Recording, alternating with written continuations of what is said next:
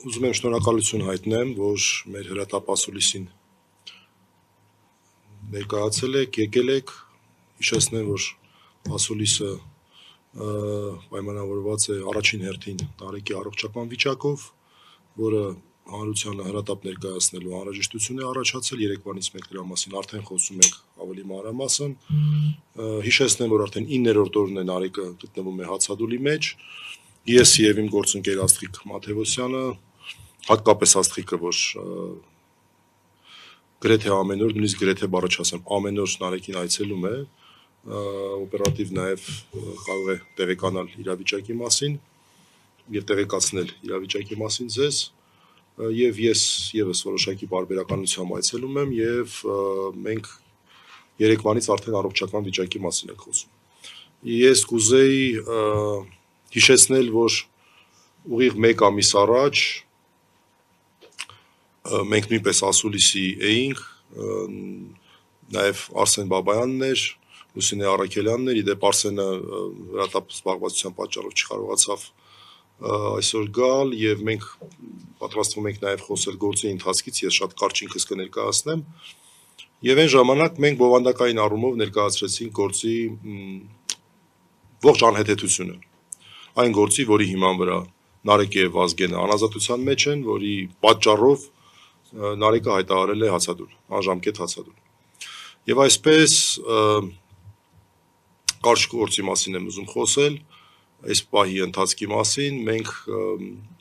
հունվարի 9-ին ունեցանք առաջին դատական նիստը, այդ օրը արդեն իսկ մենք ստացել էինք վերաքննիչ դատարանի, Նարեկի մասով վերաքննիչ դատարանի որոշումը առաջին կալանքի վերաբերյալ Մասիս Մելքոնյանի, դատավոր Մասիս Մելքոնյանի կողմից որոշված, ճիշտ է,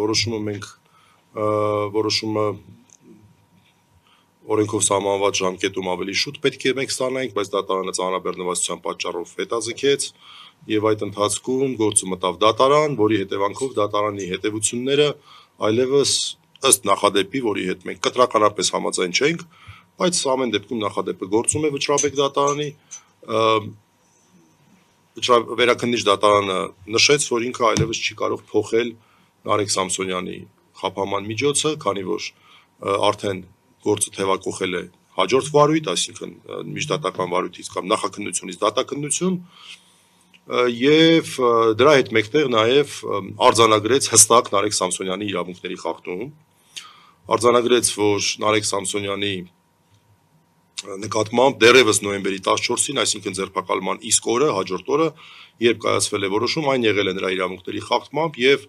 այդ օրը պետք է նշանակվեր ոչ թե բանտային, այլ տնային կալանք, որի հետ էլի մենք համաձայն չենք, մենք կարծում ենք առհասարակ այստեղ հանցանք չկա եւ առհասարակ որևէ խափաման միջոց պետք է չլիներ, բայց այնուհանդերձ վերաքննիչ դատարանը արձանագրել էր Նարեկ Սամսոնյանի իրավունքների խախտումը։ Եվ այս պայմաններում մենք ունենք վստահություն, որտեղ հակառակ պրակտիկա ուղղակի գոյություն չունի, որ Արաչեհատյանի դատարանը չի կարող ուղղակի շարունակել բանտային կալանքը։ Չի լինում այդպես։ Երբ որ իրավունքի խախտում է արձանագրված լինում, ուղղակի այդպես չի լինում։ Այն դեպքում, երբ որ նոր հանգամանքներ ուղղակի հայտ չէին եկել եւ իրականում չէին էլ կարող է հայտ գալ։ Հրապարակային դատական նիստ էր, բոլորը ովքեր որ ցանկանան կարող են տեսնել դատախազի ելույթը, այն բացառապես վերաբերում էր այն նույն հանգամանքներին, որոնք որ նախապես ներկայացվել են, իհարկե ռիսկերը նաև նվազել են նախաքննությունից դատաքննություն տեղափոխվելու արդյունքում, բայց մեր համար անսպասելիորեն կայացվեց բանտային կալանքը 3 ամսով երկարաձգելու մասին որոշում եւ Նարեկ Սամսոնյանը տեղում հայտարարեց հացադուլի մասին։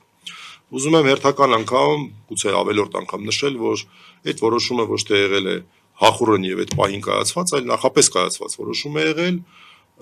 գիտակցված որոշում է եղել, Նարեկ Սամսոնյանը որոշել է այս ծայրահեղ միջոցի դիմել, նաև հաշվի առնելով գործի աբսուրդայնության գերագույն աստիճանը։ Այդ մասով մենք ամբողջովին կիսում ենք, որ մենք գործ ունենք աբսուրդայնության գերագույն աստիճան ունեցող